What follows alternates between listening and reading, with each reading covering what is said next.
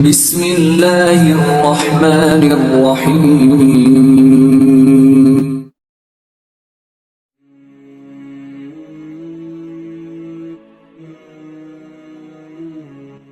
خطیب ارسلان خان حقانی اور آپ دیکھ رہے ہیں حق کی آواز 2۔ یہ بات کہ یوم عاشور کی فضیلت یہ اکثر لوگوں کے ذہن میں، بلکہ اگر میں آپ کو یہ بتاؤں کہ جن لوگوں کو اسلام کی اسٹڈی نہیں ہے اور تاریخ اسلام کا مطالعہ نہیں ہے یا احادیث مبارکہ یا سیرت طیبہ کا مطالعہ نہیں ہے، تو ان کے ذہن میں یہ بات ہے کہ محرم الحرام کے یوم عاشور کے دن کی فضیلت یہ اس لیے ہے کہ اس دن امام حسن اور امام حسین علیہ السلام کی شہادت کا دن ہے، اس وجہ سے اس دن کی فضیلت ہے۔ حالانکہ اس میں شک نہیں ہے کہ اہل بیت کی شہادت اسی دن میں واقع ہوا ہے، لیکن اہل بیت کی شہادت کی وجہ سے اس دن کو فضیلت نہیں ملی ہے، بلکہ بات الٹی ہے۔ اہل بیت کی شہادت ایک ایسے دن میں واقع ہوئی جس کی وجہ سے اللہ تعالیٰ نے ان کے درجات کو اور بھی بلند کر دیا۔ ابھی آپ دیکھیں کہ یوم جمعہ ہے، جمعہ کی فضیلت پہلے سے ثابت ہے، لیکن ایک آدمی کی اگر شہادت جمعے والا دن ہو جائے تو لوگ یہ نہیں کہتے ہیں کہ جمعہ کو فضیلت اس شہید کی وجہ سے ملا، بلکہ لوگ کہتے ہیں اس شہید کو دگنا فضیلت مل گیا، ایک شہادت ملی اور دوسری اس کے شہادت جمعے کے دن واقع ہوئی۔ تو امام علیہ السلام اہل بیت کی شہادت کا دن یہ یقیناً یوم عاشورہ کا دن ہے، لیکن آپ صلی اللہ علیہ وسلم کی وفات، دنیا سے رخصتی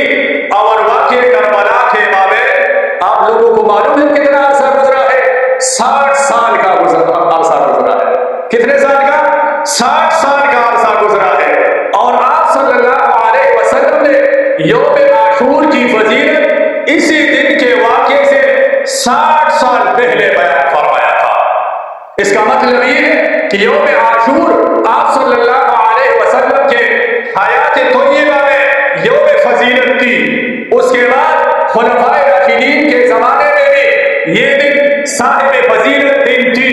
اور اس کے بعد آج بھی یوم عاشور کا دن یہ یوم فضیلت کا ہے، اور قیامت تک اس کا یہ فضیلت جاری رہے گا۔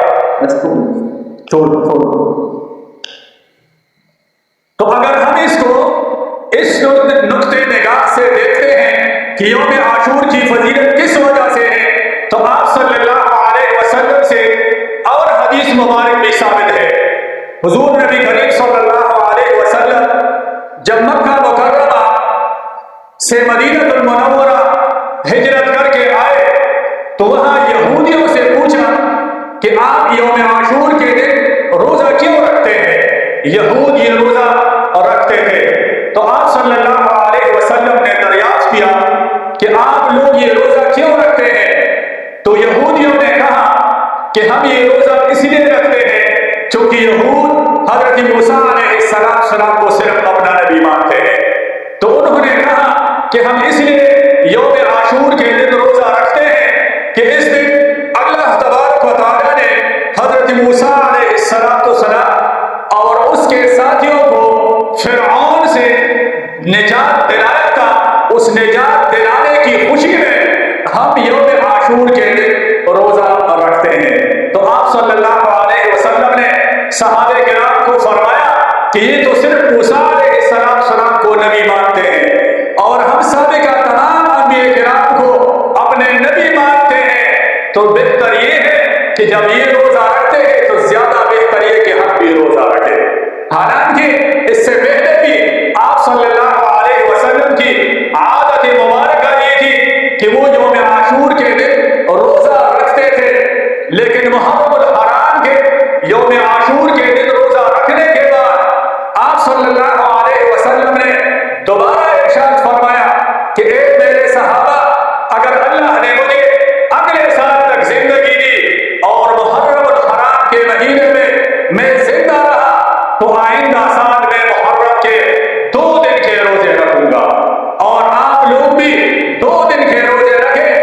नफली रोजे होंगे, या 9-10 मुहर्रम और हराम के रोजे रखे,